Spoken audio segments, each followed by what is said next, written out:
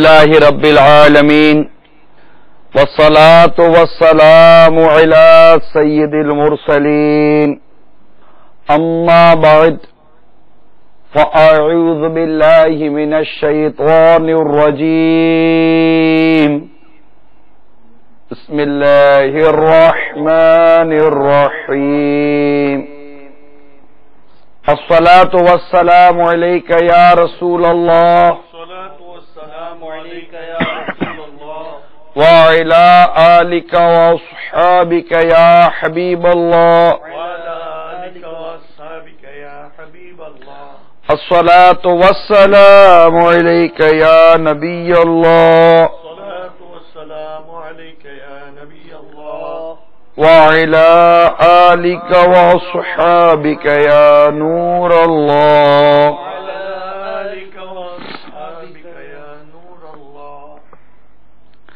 حضرت سیدنا عبد الرحمن بن عوف رضی اللہ تعالی عنہ سے مروی ہے کہ شہنشاہ خوش خصال پیکر حسن و جمال دافع رنج و ملال صاحب جود و نوال رسول بے مثال بی بی آمینہ کے لال صلی اللہ تعالی علیہ وآلہ وسلم ایک مرتبہ باہر تشریف لائے تو میں بھی پیچھے ہو لیا. آپ صلی اللہ تعالی علیہ وآلہ وسلم ایک باغ میں داخل ہوئے اور سجدے میں تشریف لے گئے. سجدے کو اتنا طویل کر دیا کہ مجھے اندیشہ ہوا کہیں اللہ عز و جل نے روح مبارکہ قبض نہ فرما لی ہو. چنانچہ میں قریب ہو کر بغور دیکھنے لگا. جب سر اقدس اٹھایا تو فرمایا اے عبد الرحمن کیا ہوا؟ میں نے اپنا خدشہ ظاہر کر دیا تو فرمایا جبرائیل امین نے مجھ سے کہا کیا آپ صلی اللہ تعالی علیہ وآلہ وسلم کو یہ بات خوش نہیں کرتی کہ اللہ عز و جل فرماتا ہے کہ جو تم پر درود پاک پڑھے گا میں اس پر رحمت نازل فرماؤں گا اور جو تم پر سلام بھیجے گا میں اس پر سلامتی اتاروں گا. زمانے والے ستائیں درود پاک پڑھو جہاں کے غم جو رلائیں درود پاک پڑھو. صلو علی الحبیب صلی اللہ تعالی علی محمد وعلی آلہ وصحبہ وبارک وسلم. صلاۃ و سلام علیک یا سیدی یا رسول اللہ. 1431 سنے ہجری ربیع النور شریف کی 27 تاریخ ہے. دعوت اسلامی کا 3 روزہ عظیم الشان سنتوں بھرا اجتماع باب المدینہ میں واقع صحرائے مدینہ ٹول پلازا میں ہے اور اس کی خصوصی نشست ہے. اللہ عز و جل ہم سب کی اس شرکت کو اپنی بارگاہ میں قبول و منظور فرمائے اور اسے ہمارے گناہوں کا کفارہ بنائے, ہمیں سلامتی اور عافیت عطا فرمائے. آمین بجاہ النبی الامین صلی اللہ تعالی علیہ وآلہ وسلم. بیان کیا جاتا ہے کہ حضرت سیدنا حسان بن ابی سنان علیہ رحمت اللہ الحنان نماز عید کے لیے گئے. جب واپس گھر تشریف لائے تو آپ رحمت اللہ تعالی علیہ کی اہلیہ کہنے لگی آج آپ نے کتنی عورتیں دیکھی؟ آپ خاموش رہے. جب اس نے زیادہ اصرار کیا تو آپ نے فرمایا گھر سے نکلنے سے لے کر تمہارے پاس واپس آنے تک اپنے پاؤں کے انگوٹھوں کی طرف دیکھتا رہا. سبحان اللہ. اللہ والے بلا ضرورت بالخصوص بھیڑ کے موقع پر ادھر ادھر دیکھتے ہی نہیں کہ مبادا یعنی ایسا نہ ہو کہ شرعن جس کی اجازت نہ ہو اس پر نظر پڑ جائے. گزرے ہوئے نیک بندوں کی علامات بیان کرتے ہوئے حضرت سیدنا داؤد طائی رحمت اللہ تعالی نے فرمایا نیک لوگ فضول ادھر ادھر دیکھنے کو ناپسند کرتے تھے. حضرت سیدنا شعیب علی نبینا وعلیہ الصلوۃ والسلام خوف خدا عز و جل سے اتنا روتے تھے کہ ان کی اکثر بینائی رخصت ہو گئی. لوگوں نے عرض کیا یا نبی اللہ آپ اتنا کیوں روئے کہ آپ کی اکثر بینائی جاتی رہی؟ ارشاد فرمایا دو چیزوں کے سبب. نمبر ایک، کہیں ایسی چیز پہ نظر نہ پڑ جائے جس کو شریعت نے دیکھنے سے منع فرمایا ہے. نمبر دو، جو آنکھیں رب عز و جل کا جلوہ دیکھنا چاہتی ہیں میں نہیں چاہتا کہ وہ کسی اور چیز کو بھی دیکھیں، لہذا میں نے مناسب خیال کیا کہ نابینا کی طرح ہو جاؤں اور جب قیامت میں میری آنکھ کھلے تو فوراً میری نظر میرے رب عز و جل کو دیکھے. چنانچہ اس کے بعد حضرت سیدنا شعیب پہلا نبی جناب علیہ الصلوۃ والسلام 60 سال تک حیات ظاہری کے ساتھ متصف رہے لیکن کسی نے ان کو آنکھ کھولتے نہیں دیکھا. دل یاد لئی بنایا تعریف لئی زبان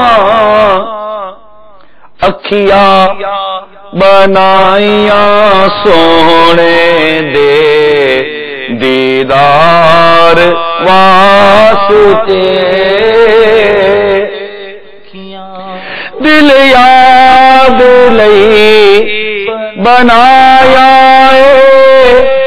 تعریف لئی زبان دل یاد لئی بنایا تعریف لئی زبان اکھیاں بڑھایا سوہرے دیدار واسطے اکھیاں بڑھایا سوہرے دیدار واسطے. صلوا علی الحبیب صلی اللہ تعالی علی محمد وعلی آلہ وصحبہ وبارک وسلم.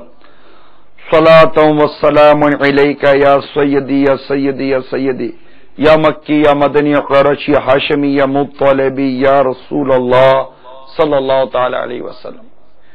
صحرائے مدینہ میں جمع ہو کر اس بیان کو سننے والے اسلامی بھائیوں اور مدنی چینل کے ناظرین، ابھی آپ کو دو حکایات بیان کی. ایک حضرت سیدنا حسان بن ابی سنان جنہوں نے اپنی نگاہوں کی حفاظت کا ایک لاجواب طریقہ اختیار فرمایا اور وہ یہ کہ پاؤں کے انگوٹھے کو دیکھ کر چلنے کی عادت رکھی کہ نظر یہاں وہاں جائے اور کسی ایسی جگہ پڑ جائے جسے دیکھنا منع ہے، اس شرمندگی سے بچنے کی یہ صورت آپ نے نکالی کہ آپ اپنے پاؤں کے انگوٹھے کو دیکھتے رہے جبکہ آپ بازار سے ہو کر آئے تھے. اور حضرت شعیب پہلا نبینا علیہ الصلوۃ والسلام کی پیاری ادا بھی ہم نے سنی کہ آپ کو کس قدر ان آنکھوں کی حفاظت کا آپ کا ذہن تھا اور یہ ایک جذبہ کہ یہ آنکھ دیکھے تو اپنے رب کے جلوے کو دیکھے. چنانچہ آج کے اس سنت و بر اجتماع میں نظر کی تربیت سے متعلق کہ ظاہر ہے کہ جب تربیت کی بات ہے تو نظر بھی ایک ایسی شے ہے جس کو تربیت کی حاجت ہے. اب نظر کی تربیت کیسی ہو اور اسلام ہمارا قرآن اس عنوان پر ہماری کیا رہنمائی کرتا ہے اور اس کی کس قدر اہمیت ہے، کچھ اس پر چند مدنی پھول عرض کرنے کی کوشش کروں گا۔ تمام اسلامی بھائی اور اسلامی بہنیں، مدنی چینل کے تمام ہی ناظرین بڑی توجہ کے ساتھ اور بالخصوص جو بیرون ملک میں اسلامی بھائی اجتماعی صورت میں جمع ہیں، ہمہ گوش ہو کر بیان سماعت کیجیے۔ چنانچہ پارہ 18 سورہ نور کی آیت نمبر 30 میں ہمیں رب عز و جل نے کچھ یوں ارشاد فرمایا، قل للمؤمنین یغضوا من ابصارهم وَيَحْفَظُوا فُرُوجَهُمْ ذَلِكَ أَزْكَىٰ لَهُمْ إِنَّ اللَّهَ خَبِيرٌ بِمَا يَصْنَعُونَ۔ میرے آقا نعمت امام اہل سنت مجدد دین و ملت عظیم البرکت عظیم المرتبت پروانہ شمعی رسالت مجدد دین و ملت پیر طریقت عالم شریعت باعث خیر و برکت الشاہ امام احمد رضا خان علیہ رحمت الرحمان اپنے شعراء آفاق ترجمہ قرآن کنز الایمان میں اس کا ترجمہ کچھ یوں کرتے ہیں، مسلمان مردوں کو حکم دو اپنی نگاہیں کچھ نیچی رکھیں اور اپنی شرمگاہ کی حفاظت کریں، یہ ان کے لیے بہت ستھرا ہے، بے شک اللہ عز و جل کو ان کے کاموں کی خبر ہے۔ تو ہم نے اس وقت سورہ نور کی اس آیت کریمہ میں مردوں سے متعلق جو رب کریم نے ارشاد فرمایا وہ آیت بھی سنی، اس کا ترجمہ بھی سنا۔ میٹھے میٹھے اسلامی بھائیوں، اسلامی بہنوں، مدنی چینل کے ناظرین، مردوں اور عورتوں کا آپس میں ایک دوسرے کی طرف میلان، ایک کا دوسرے کی طرف مائل ہونا ایک طبعی اور قدرتی امر ہے جو مردوں میں بھی عین ہی اسی طرح موجود ہے جس طرح عورتوں میں۔ اگر ان دونوں میں یہ فطری میلان اور ایک دوسرے سے قلبی علاقہ موجود نہ ہو تو انسانی معاشرہ، تہذیب و تمدن کا گہوارہ بھی وجود میں نہیں آ سکتا۔ وہ تمام مصالح جو انسانی معاشرے کی جان ہیں، بلکہ جو اس معاشرے کی بنیاد و اساس ہے، یہ چیزیں کبھی بھی ہماری وجود میں نہ آئیں تو یہ قلبی میلان اور ایک دوسرے کی طرف کشش کا ہونا یہ ایک فطری چیز ہے۔ یہ نفسانی خواہشات اور فطری جذبات اور یہ آپس کا میلان ایک دوسرے کی طرف کھینچنا، اگر اس میں اعتدال نہ رہے اور اپنوں اور پرایوں کا امتیاز مٹ جائے تو یہی میلان خطرات کو جنم دے کر انسانیوں کو تباہی کے گھروں کی طرف دھکیلتا چلا جائے گا۔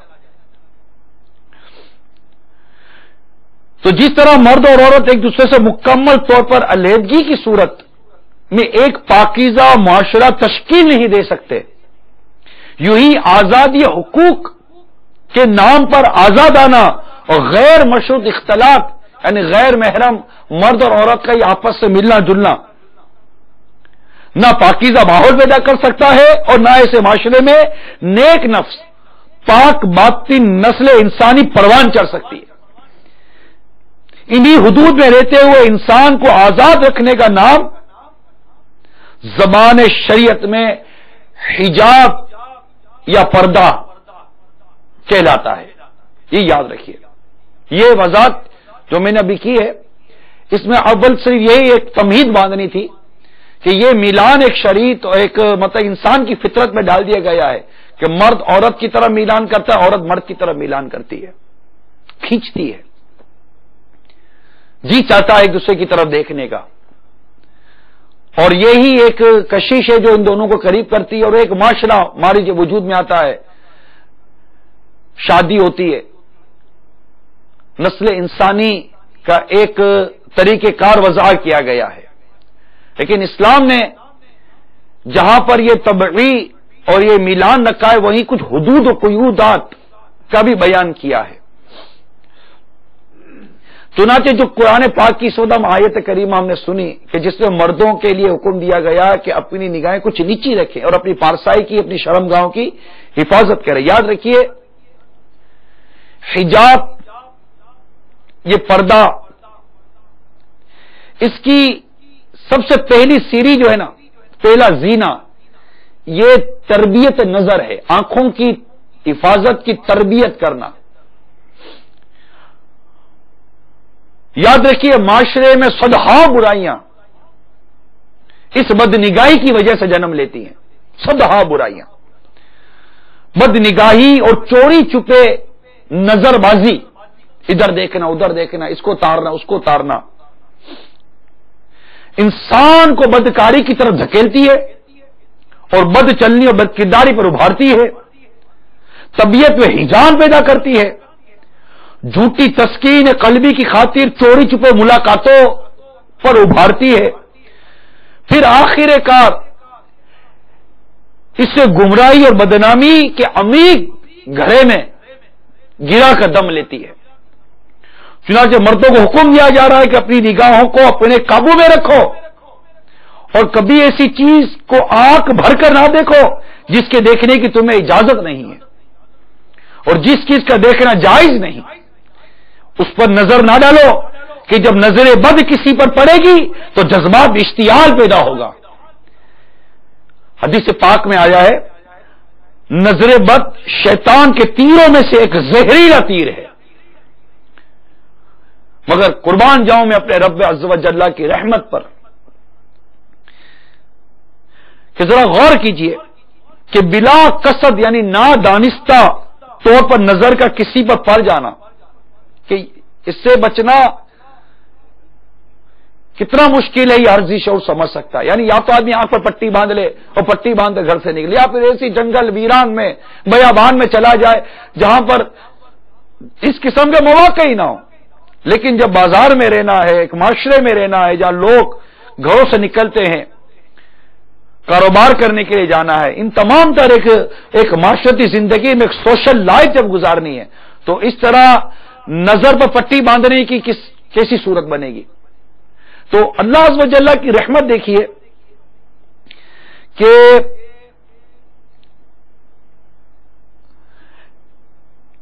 میرے رب نے شریعت مطہرہ دین اسلام میں اتنا یہ پیارا انداز ہمیں عطا کر دیا کہ اگر ہماری نظر بلا قصد، قصدن نہیں، بلا قصد، انجانے میں کسی طرف اٹھ گئی اور کسی غیر محرم عورت کو دیکھ لیا، نہ دیکھنے والی چیز کو دیکھ لیا، تو وہ اٹھتی ہوئی پہلی نظر بلا قصد میرے رب نے معاف فرما دی ہے. معاف ہے. لوگ کہتے ہیں شریعت میں سختی ہے. ارے شریعت میں سختی ہوتی تو پہلی نظر پر ہی گرفت فرما دیتا. شریعت میں سختی ہوتی تو سفر کی حالت میں بھی روزے فرضی رہتے. اگر شریعت میں سختی ہوتی تو سفر کی حالت میں بھی قصر نمازیں نہ آتی. اگر شریعت میں سختی ہوتی تو غریب پر بھی زکات واجب کر دی جاتی. تو یہ خامہ خواہ کا یہ ایک نعرہ ہے کہ جناب شریعت میں سختی ہے. شریعت میں سختی نہیں، شریعت میں آسانیاں ہیں. ہماری شریعت آسانی کو پسند کرتی ہے. ہماری شریعت میں خوشخبری ہے. آپ دیکھیے پہلی بار اٹھتی ہوئی نظر کو میرے رب نے معاف فرما دیا کیونکہ وہ بلا قصد اٹھی.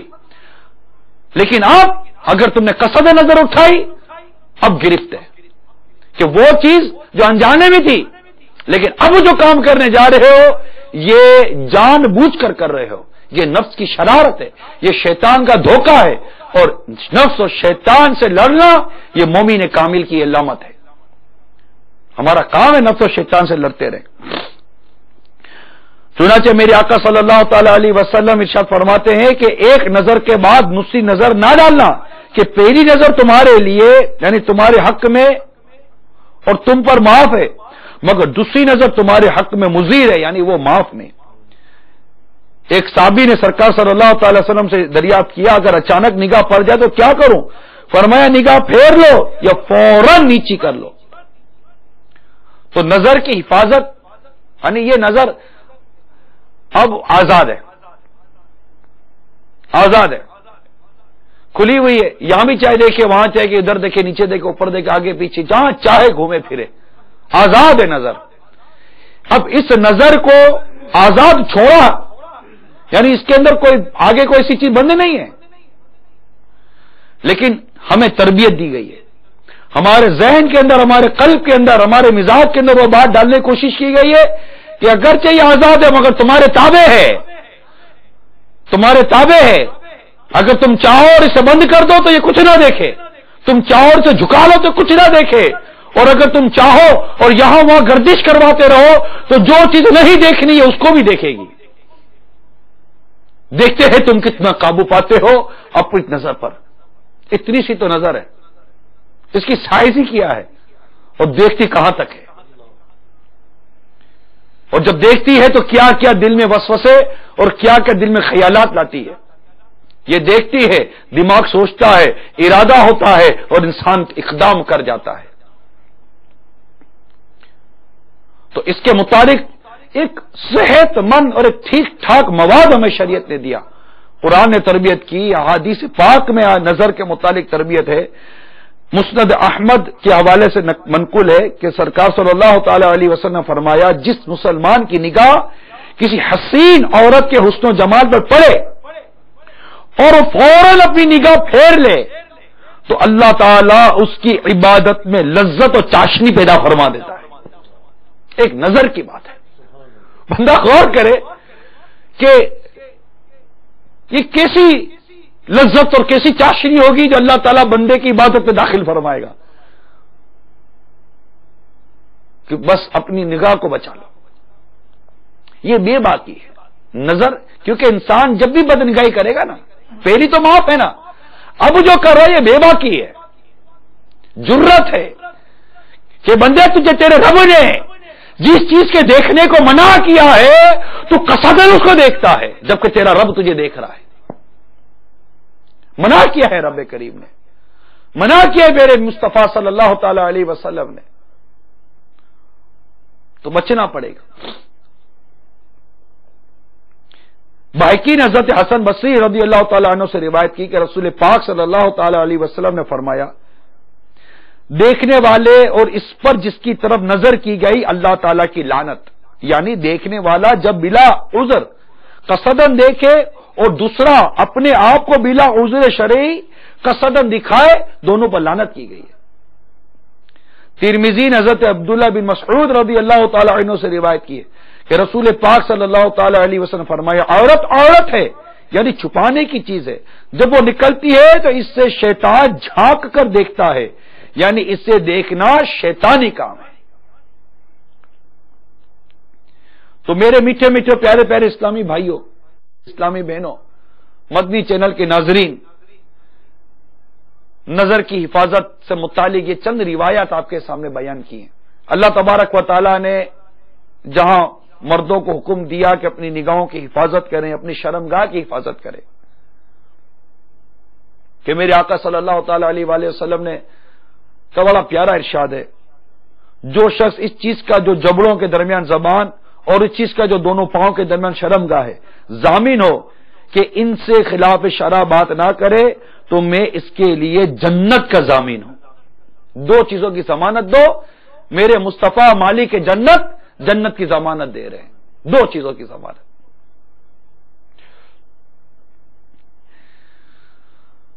اب اس آیت کریمہ پر تھوڑا سا اور غور کرتے ہیں کہ ہمارے رب کریم نے ارشاد فرمایا ان اللہ خبیر بما یصنعون، بے شک اللہ کو ان کے کاموں کی خبر ہے. بڑا ہی پیارا مدنی پھول ہے، ذرا سمجھنے کی کوشش کیجئے گا. آدمی عموماً بدنگاہی اس وقت کرتا ہے جب اسے کوئی نہ دیکھے، جب کوئی نہیں دیکھے، بالخصوص جسے لوگ مہذب مانتے ہوں، مہذب سمجھتے ہوں، لیکن ایک طبیعت ہے نا، چاہتی ہے دیکھو. اپنے آپ سے سوال کریں کہ آپ کا جی کس کس کا جی چاہتا ہے کہ فلاں جگہ فلاں منظر دیکھنے کا جی چاہتا ہے جس کا منع ہے دیکھنے کی. دعوتوں میں جا کر، خاص کر اس دعوت میں وہاں جا کر کھڑے ہوتے جہاں عورتیں نکلتی ہیں، خاص کر اگر پارٹیشن بھی ہے تو عورتوں میں مرد پہنچ جاتے ہیں، معذرت کے ساتھ بڑے میاں بھی میری بیٹی ہے، بیٹی کے سر پر ہاتھ پھیر کر اپنی نگاہوں کو حرام سے بھرنے کی کوشش کرتا ہے چچا میاں، شرم نہیں آتی اس عمر میں بھی بدنگاہیاں کرتے ہوئے؟ ہمیں احتیاط کرنی چاہیے۔ یوں منہ بولی بیٹی بنا کر، منہ بولی بہن بنا کر، یہ سب بنا کر کیا سر پر ہاتھ پھیرنے کی اجازت دے دیں گے؟ بدنگاہی کرنے کی اجازت مل جائے گی؟ ایسا نہیں کرنا چاہیے۔ کچھ اپنے سفید بالوں پر غور تو کیجئے، کیا اس عمر میں بھی یہ بدنگاہیاں کرنا، ارے ٹھیک ہے وہ طاقت وہ قوت نہ رہی جو دیگر برائیوں کی طرف ابھارتی تھی، لیکن نظر میں طاقت باقی ہے، نظر بدنگاہی کرتی ہے، یہ بھی لذت حاصل کرتی ہے عورتوں کو دیکھ کر، غیر محرم کو دیکھ کر، ان کے حسن و جمال کو دیکھ کر، نہ دیکھنے والی چیزوں کو دیکھ کر، کہ اتنی بات بھی ہماری سمجھ میں نہیں آتی۔ بڑھاپے سے پا کر پیا میں کذابی، نہ چونکا نہ چیتا نہ سنبھلا ذرا بھی، کوئی تیری غفلت کی ہے انتہا بھی، جنوں کب تلک ہوش میں اب تو آبی، جگہ جی لگانے کی دنیا نہیں ہے، یہ عبرت کی جا ہے تماشا نہیں ہے۔ کہنے کا مقصد یہ کہ جب کوئی نہ دیکھے نا تو کوشش کی جاتی ہے کہ چلو کچھ بد نظری کر لو، بد نگاہی کر لو، کوئی ایسی چیز دیکھ لو جس کو دیکھنے کے منع ہے۔ مگر رب کریم نے کتنا پیارا ارشاد عطا فرمایا، سمجھنے والوں کے لیے ہے، بے شک اللہ کو ان کے کاموں کی خبر ہے، تم یہ نہ جانو کہ تمہیں کوئی نہیں دیکھ رہا، تم جو کچھ کرتے ہو نا تمہارا رب سب جانتا ہے، تمہارا رب جانتا ہے، وہ خبیر ہے، اس سے ڈرو، ہمیں اس سے ڈرنا چاہیے۔ لوگوں کی شرموں کا کیا، وہ رب کریم اپنے بندوں کے دلوں میں چاہے تو ہماری عزت ڈال دے، وہ رب کریم اپنے بندوں کے دلوں سے چاہے تو ہماری عزت نکال لے۔ عزت و ذلت اس رب کریم کے دستے قدرت میں ہے۔ ہم لوگوں کی شرم و حیا کی وجہ سے ان سے ڈرتے ہیں کہ یہ دیکھ لے گا تو مجھے ذلیل و رسوا کرے گا، میرا رب کریم دیکھ رہا ہے، وہ قادر مطلق ہے، وہی عیبوں کو چھپانے والا ہے، وہ ناراض ہو جائے اور عیب ظاہر کر دے تو لوگ تھو تھو بھی نہیں کریں گے، اس رب کو راضی کرنے کی کوشش کرے۔ تو میرے میٹھے میٹھے اور پیارے پیارے اسلامی بھائیوں اور مدنی چینل کے ناظرین، جس طرح اس آیت کریمہ میں اللہ تبارک و تعالیٰ نے مردوں کو حکم دیا، اسی طرح آگے آیت میں اللہ تعالیٰ نے عورتوں کو بھی حکم ارشاد فرمایا ہے، اور فرمایا اور مسلمان عورتوں کو حکم دو اپنی نگاہیں کچھ نیچی رکھیں۔ پہلے مردوں کے لیے حکم آیا کہ ان کو حکم دو کہ اپنی نگاہیں کچھ نیچی رکھیں اور اپنی شرمگاہوں کی حفاظت کریں۔ اب عورتوں کو حکم دیا جا رہا ہے کہ ان کو کہو کہ اپنی نگاہیں نیچی رکھیں اور اپنی شرمگاہ کی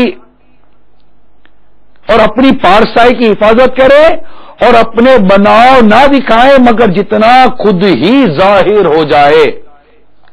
اب آپ یہاں غور کیجئے، اسلامی بہنیں جو سن رہی ہیں، کہ عورتیں فطری کمزوری کے باعث دوسروں سے جلد متاثر ہو جاتی ہیں، اسی لیے شریعت نے ان سے صرف نظر کی حفاظت اور اپنی پارسائی کی حفاظت تک بات نہیں کی، بلکہ آگے بھی ان سے مطالبہ رکھا ہے، اور انہیں سمجھایا جا رہا ہے کہ اپنی آرائش اور زیبائش کا شوق کہیں غلط راہوں پر نہ ڈال دے، اور ایسا نہ ہو کہ تمہارا شوق تمہیں عزت اور ناموس سے محروم کر کے بے حیائی اور بے شرمی اور آوارگی اور بد چلنی کے اندھیریوں میں ڈال کر تمہاری دنیا اور آخرت اور تمہارے دین و مذہب کو تباہ و برباد کر دے، اور تسکین شوق کے نشے میں مقبول ہو کر کہیں دین اور دنیا سے تمہیں ہاتھ نہ دھونا پڑ جائے۔ پھر عورتوں پر پاکیزہ معاشرہ اور پاکیزہ ماحول پیدا کرنے کی بھاری ذمہ داری ہے، کیونکہ بچے کی تربیت اس کے ہاتھ میں ہے نا، بچے کی تربیت اس کے ہاتھ میں. سب سے بنیادی چیز بیان کر رہا ہوں. تو پردے کی حالت اسلامی بہنیں سنتی ہے نا، اور جن کو یہ شکوہ کرتے ہوئے ان کی زبان تھکتی نہیں، کیا کرے، گھر میں بور ہوتی ہیں. مرد تو جناب باہر گھومتے پھرتے رہتے ہیں، مرد تو کاروبار کرنے جاتے ہیں، مرد تو یہاں جاتے ہیں، مرد تو وہاں جاتے ہیں. ہم کیا گھر میں ہی پڑی رہے، ہم گھر میں ہی مرتی رہے، ہم گھر میں ہی بے سکون کی زندگی گزارے. یہ ذمہ داریاں ہیں، یہ تقسیم ہے. پھر کہتی ہے جناب ہم مرد ہوتے تو، ارے اللہ تبارک و تعالیٰ نے تمہیں عورت بنایا، تم عورت رہو. جانور بنا دیتا تو کیا کرتی، حیوان بنا دیتا تو کیا کرتی، چوہا سانپ بلی خرگوش بنا دیتا تو کیا کرتی. اللہ نے انسان بنایا اور اس میں عورت کا انتخاب ہوا کہ تم عورت بنی ہو. مرد کی اپنی ذمہ داریاں ہیں، عورت کی اپنی ذمہ داریاں ہیں. یہ تقسیم اسلام کی ہے، یہ تقسیم اللہ عز و جل نے فرمائی ہے کہ مرد کی اپنی ذمہ داری، عورت کی اپنی ذمہ داریاں ہیں. اور عورت کی وہ ذمہ داری ہے کہ اگر عورت سمجھے تو اس معاشرے کو پاکیزہ بنانے، اور جو شخص کل بڑا ہو کر بازار میں آئے گا، سڑک پر آئے گا، اس کی بنیادی تربیت کی ذمہ داری اسلام نے اس عورت کی سپرد کی ہے. صبح سے لے کر رات تک اس عورت کی گود میں بچہ پلتا بڑھتا ہے.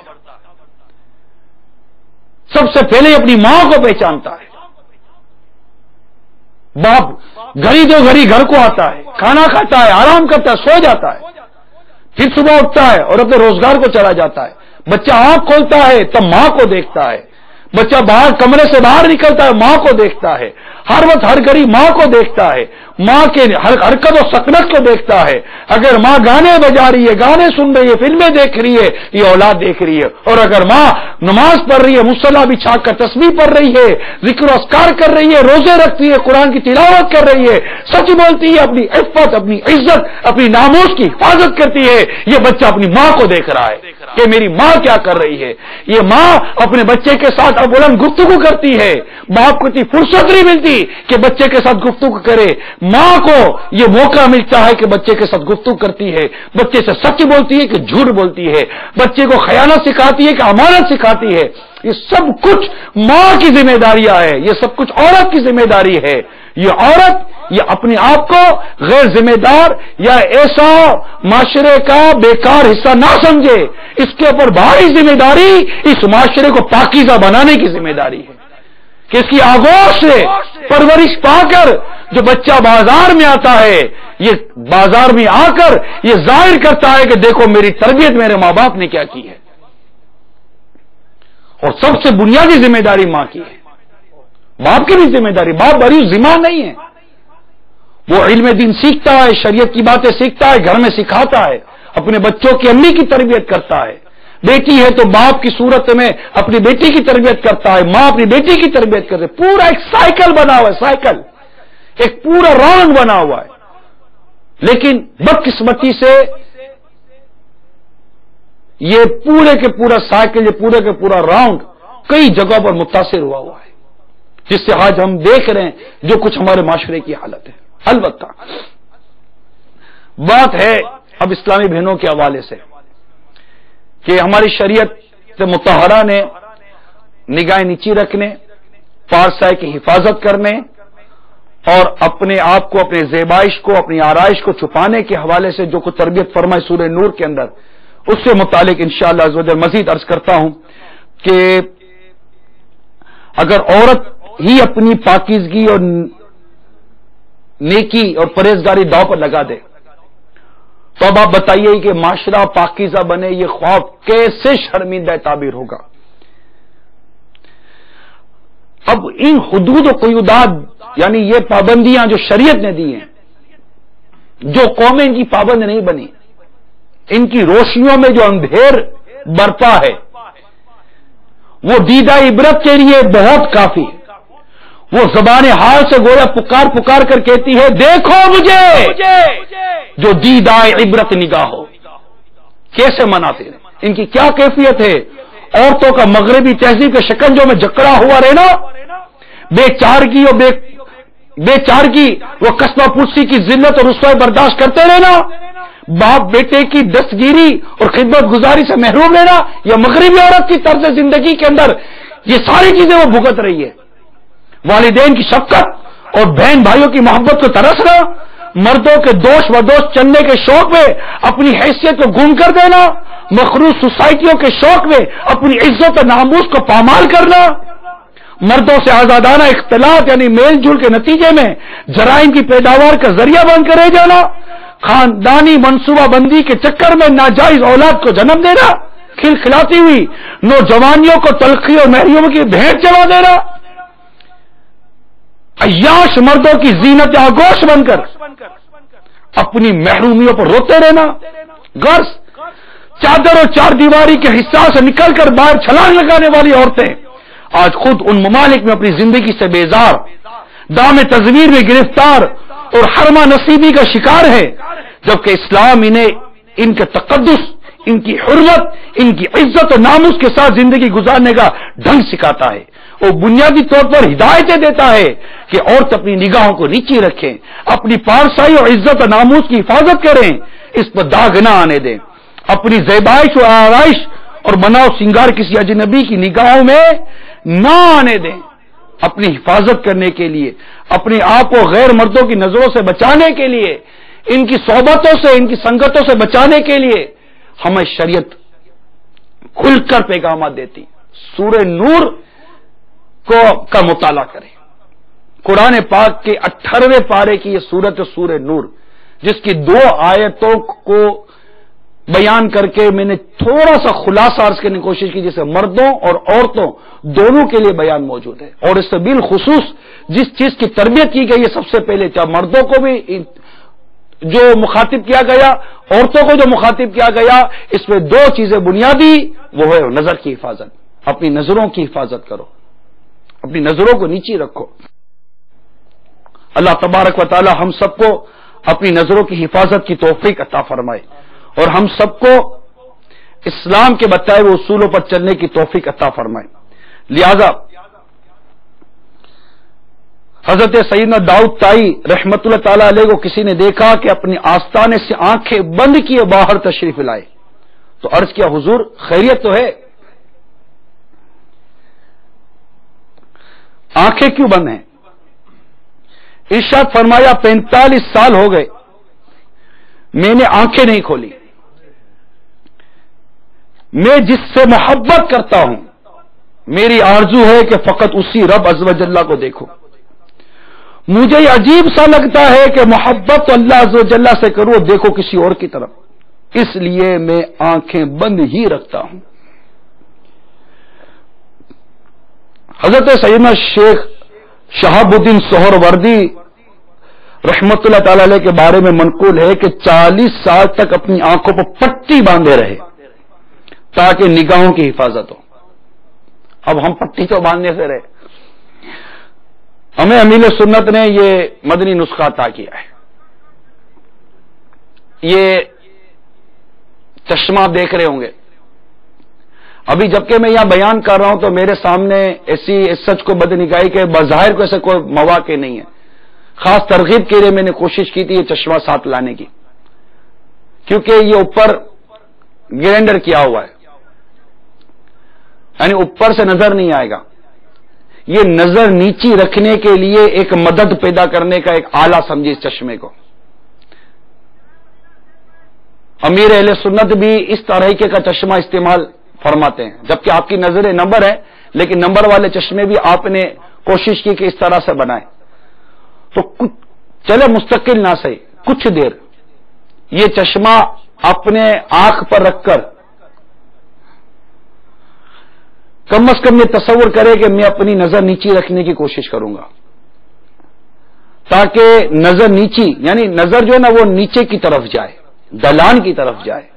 ہماری نظر ڈھلان کی طرف جاتی نہیں، ہماری نظر ادھر ادھر دیکھتی رہتی ہے، جبکہ آنکھیں نیچی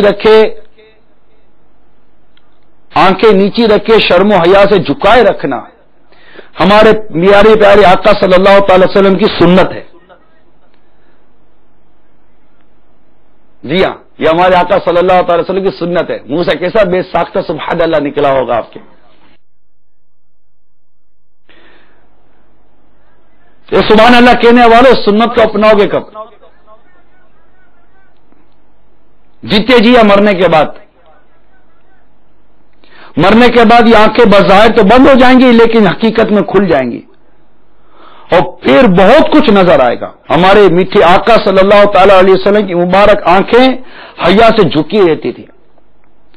جیسا کہ میرے آقا اعلی حضرت امام اہل سنت بارگاہ رب العزت میں مناجات کر رہے ہیں, یا الہی رنگ لائیں جب میری بے باکیاں ان کی نیچی نیچی نظروں کی حیا کا ثابت, نیچی نظروں کی شرم و حیا پر درود, اونچی بینی کی رفعت پہ لاکھوں سلام. میرے آقا صلی اللہ تعالی علیہ وسلم شرم و حیا سے نگاہیں نیچی رکھا کرتے تھے. آقا کی حیا سے جھکی رہتی تھی نگاہیں, آنکھوں پہ میرے بھائی لگا کفل مدینہ. گر دیکھے گا فلمیں تو قیامت میں پھنسے گا, آنکھوں پہ میرے بھائی لگا کفل مدینہ. آنکھوں میں پسے مرگ نہ بھر جائے کہیں آنکھ, آنکھوں پہ میرے بھائی لگا کفل مدینہ. اہل اللہ آنکھوں پر کفل مدینہ لگاتے تھے اور ہمارے پیارے پیارے شہد سے میٹھے آقا صلی اللہ تعالی علیہ وسلم بھی اکثر نگاہیں نیچی رکھتے تھے. حسب ضرورت دیکھنا ثابت ہے, اس میں تو کوئی شک بھی نہیں. ہاں بلا ضرورت میرے آقا صلی اللہ تعالی علیہ وسلم کسی طرف بھی نہ دیکھتے. جب راہ چلتے تو نیچی نگاہیں کیے راستے کے ایک کنارے پر چلتے, حتیٰ کہ شاخیں جھاڑیاں بے تابانہ دامن اثر سے لپٹ جاتی تھی. یعنی نظر شریف اتنی نیچی ہوتی کہ جھاڑیوں میں بعض اوقات دامن شریف اٹک جاتا تھا. تو ہمیں بھی چاہیے کہ ہم بھی اپنی نگاہوں کو نیچی رکھنے کی عادت پیدا کریں اور اپنی نگاہوں کی حفاظت کریں. میں نے چند یہاں پر بزرگوں کے واقعات بیان کیے. حضرت سیدنا امام محمد غزالی رحمۃ اللہ تعالی علیہ کیمیا سعادت میں نقل فرماتے ہیں کہ حضرت سیدنا حسان بن ابی سنان علیہ رحمۃ اللہ الحنان کے تشریف لے جا رہے تھے. ایک جگہ بہت ہی خوبصورت منظر دکھائی دیا, جیسے کہ ہمارے یہاں سڑکوں چوکوں پر بڑے بڑے فن تعمیر کے نمونے بنے ہوتے. آپ وہاں کھڑے ہو گئے اور پوچھنے لگے کہ یہ کس نے تیار کیا ہے, مگر فوراً اپنی اس غلطی کا احساس ہو گیا, فوراً اپنی اس غلطی کا احساس ہو گیا کہ یہ میں نے کیا پوچھا. اپنے نفس سے خطاب کرتے ہوئے فرمایا کہ تجھے اس سے کوئی واسطہ یا تعلق بھی ہے تو خواہ یہ فضول سوال کر لالا. اس منظر کے بارے میں معلومات کہ تجھے کیا سوجھی. اب اپنی سزا بھی سن. تیری سزا یہ ہے کہ 1 سال تک تجھے روزے رکھنے ہوں گے, اور واقعی یہ سزا وہ اپنے آپ کو دے کر رہے. آج ہم ہیں کہ خود تفریح گاہوں پر جا جا کر دل فریب مناظر دیکھتے ہیں, مگر ایسے بھی بزرگ ہوتے ہیں جو مباح یعنی جائز مناظر دیکھنے سے بھی کتراتے تھے.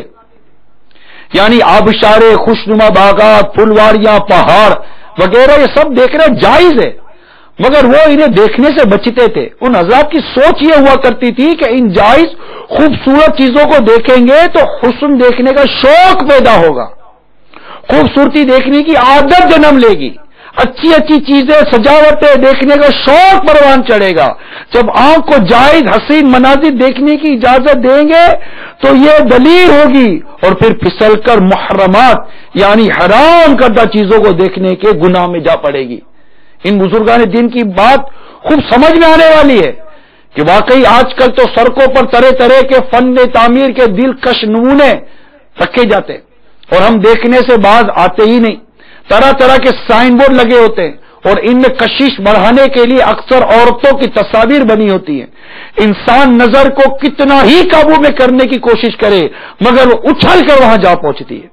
ان مناظر میں اتنی جاذبیت پیدا کی جاتی ہے کہ آدمی ان کے دیکھے بغیر نہیں رہتا. کاش کچھ بھی دیکھتے وقت یہ روایت ذہن میں رہے, جو اپنی آنکھوں کو حرام سے پور کرے گا اس کی آنکھوں میں قیامت کے روز آگ بھر دی جائے گی.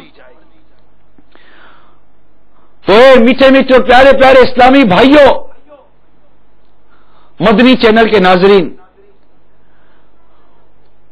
اور ملک و بیرون ملک میں ہم سننے والی اسلامی بہنوں, نظر کی حفاظت اور نظر کی تربیت کے حوالے سے میں نے چند مدنی پھول آپ کے سامنے پیش کیے ہیں.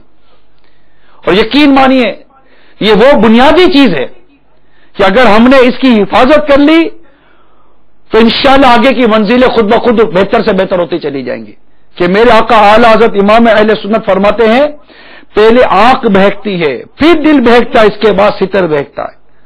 آنکھ ہی کا راستہ بند کر دیا جائے کہ دل اور ستر کے بہکنے کی نوبت ہی نہ آئے.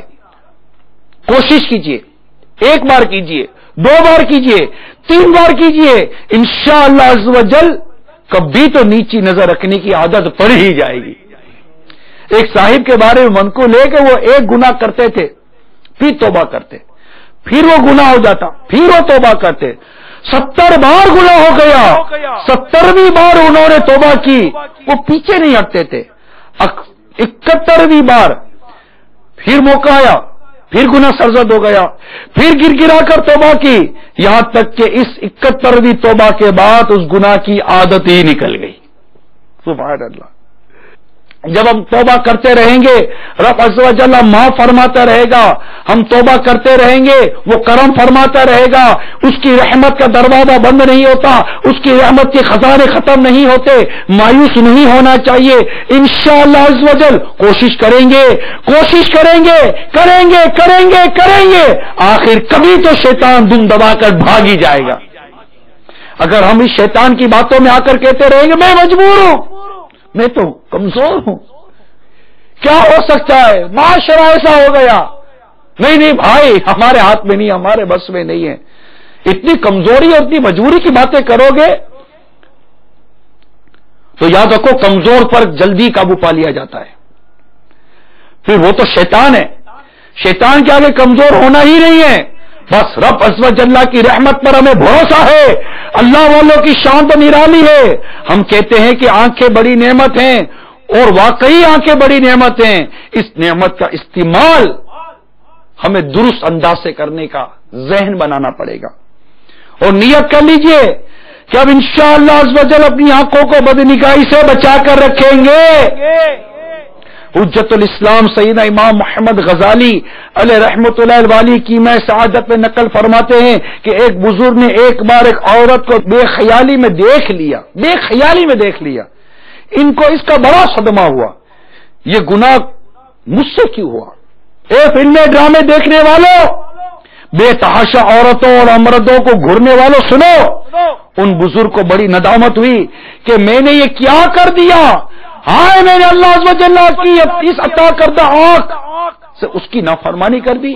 عورت کو دیکھا، چنانچہ توبہ کی اور ساتھ ہی اپنے آپ کو سزا دینے کی قسم کھائی کہ اب میں کبھی بھی ٹھنڈا پانی نہیں پیوں گا.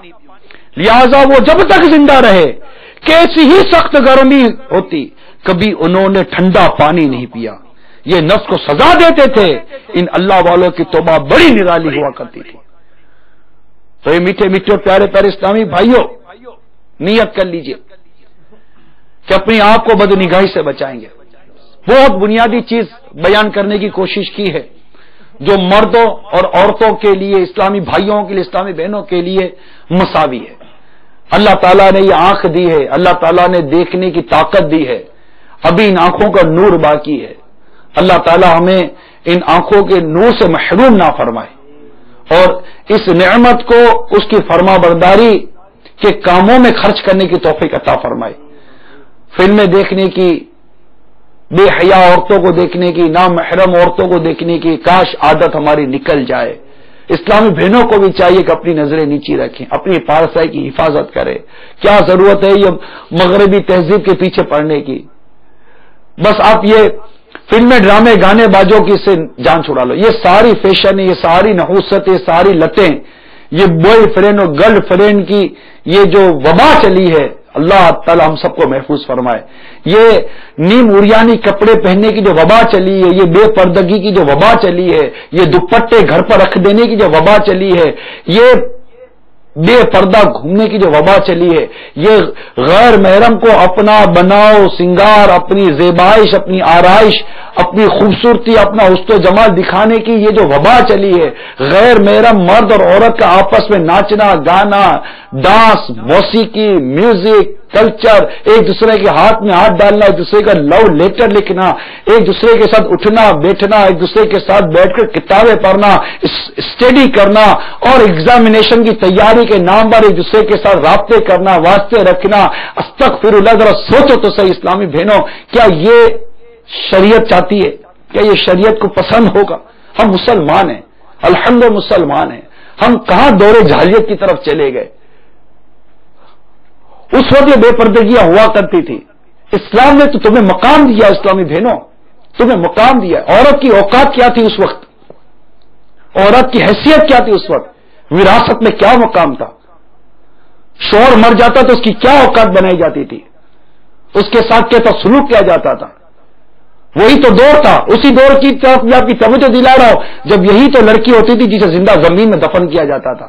اے عورت، اسلام نے تیری عزت کی حفاظت کی ہے، اسلام نے تیرے ناموس کی حفاظت کی ہے، اسلام نے تیری عفت کی حفاظت کی ہے، اور اسلام نے تجھے چادر اور چار دیواری کا وہ درس دیا ہے کہ جس درس کو اختیار کر کے آپ اپنی عزت، اپنی عفت، اپنی ناموس اور اپنی مقام کی حفاظت کر سکتی ہے۔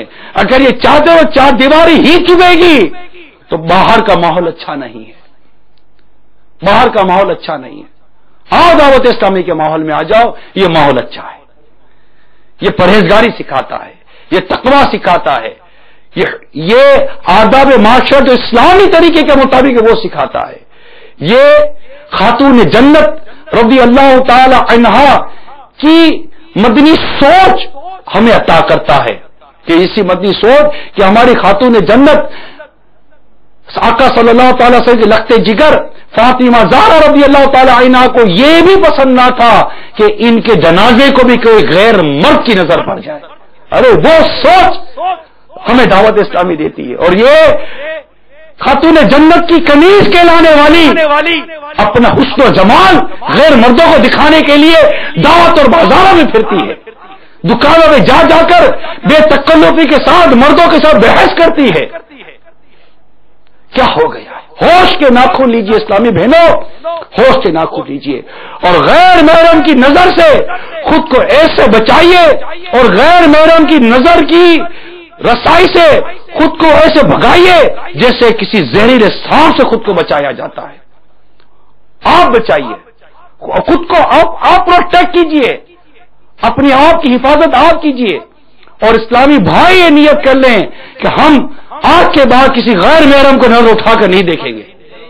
کون کون نیت کرتا ہے؟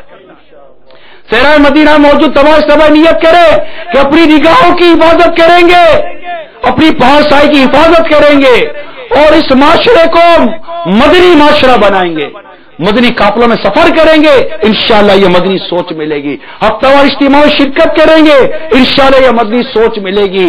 آپ مدنی انعامات پر عمل کریں گے، یہ سوچ ملے گی۔ اپنے ساتھ یہ کفل مدینہ کا چشمہ رکھنے کی عادت پیدا کیجئے، اور جب جب اللہ توفیق دے موقع لگائیے اور اپنی آنکھوں پر چشمہ لگا لیجئے کہ کم از کم چشمہ لگانے سے یہ تو ذہن ملے گا کہ نظر نیچی رکھنی چاہیے، نظر نیچی رکھنی چاہیے، نظر نیچی رکھنی چاہیے۔ اور آقا صلی اللہ تعالی وسلم کی جو شرم و حیا سے جو نظریں نیچی رہا کرتی تھی، اس سنت کو بھی زندہ کرنے کی ہم کوشش کریں گے۔ کون کون نیت کرتا ہے کہ آج سے نظر نیچی رکھنے کی تحریک چلائیں گے انشاءاللہ عز و جل؟ زبان اور آنکھوں کا قفل مدینہ عطا ہو پے مصطفیٰ یا الہی، میں نیچی نگاہ رکھوں کاش گوا، میں نیچی نگاہ رکھوں کاش گوا، میں نیچی نگاہ رکھوں کاش گوا، میں نیچی نگاہ رکھوں کاش عطا کر دے شرم و حیا یا الہی، عطا کر دے شرم و حیا یا الہی بہت کوشش کی گناہ چھوڑنے کی بہت کوشش کی گناہ چھوڑنے کی بہت کوشش کی گناہ چھوڑنے کی بہت کوشش کی گناہ چھوڑنے کی رہے آنا